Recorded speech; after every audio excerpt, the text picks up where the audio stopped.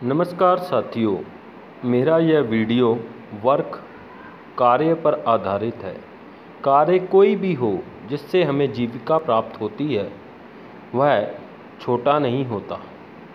यह वाक्य एक मल्लाह का है जो नदी में किश्ती चलाकर लोगों को एक किनारे से दूसरे किनारे छोड़ने का काम किया करता था। उसने अपने इस काम की तालीम अपने सबसे छोटे बेटे को भी दी थी।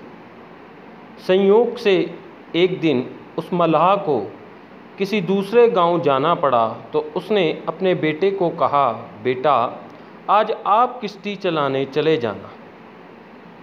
बच्चा पिताजी की बात मान शाम को किश्ती चलाने नदी किनारे पहुंच गया। उसकी किश्ती में 3 विद्वान पुरुष आ विराजे और बोले, बेटा हमें नदी पार करवा दो।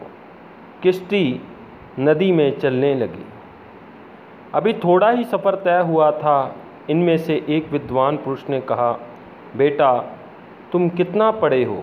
इस पर किश्ती चलाने वाले लड़के ने कहा, साहब मैं तो केवल तीसरी कक्षा पास हूँ। इस पर उस विद्वान पुरुष ने कहा, बेटा अगर तुम ज़्यादा पढ़ते तो मेरी तरह एक अच्छा अध्यापक बनकर अच्छी जीविका प्राप्त कर सकते थे। इस पर दूसरे विद्वान पुरुष ने कहा, बेटा अगर आप और अधिक शिक्षा प्राप्त करते तो मेरी तरह एक काबिल डॉक्टर बन सकते थे। इन दोनों विद्वानों की बातें तीसरा विद्वान बहुत ही गौर से सुन रहा था। वह भी कहाँ चुप रहने वाला था। उसने भी रौब जमाते हुए कहा, बेटा अगर तुम और अधिक अच्छी शिक्षा प्राप्त करते तो मेरी तरह एक काबिल इंजीनियर बन सकते थे। इन तीनों विद्वानों की बातें लड़का बड़े ही गौर से सुन रहा था। किश्ती बीच नदी में थी कि अचानक नदी में तूफान आ गया और किश्ती डगमगाने लगी। इस पर उस लड़के ने विनम्रतापूर्वक इन तीनों विद्वानों से कहा, हे महापुरुषों, ना तो मेरे पास आपकी तरह उच्च कोटि की शिक्षा है और ना ही उच्च कोटि का ज्ञान।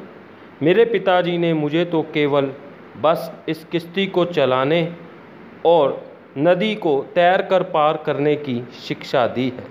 यदि आप विद्वानों को तैरकर नदी पार करनी आती है तो आप भी तैरकर अपनी जान बचा लीजिए, वरना अपने इस ज्ञान के साथ डूब मरिए। यह कहते हुए लड़के ने नदी में छलांग लगा दी और वह तीनों विद्वान देखते ही रह गए।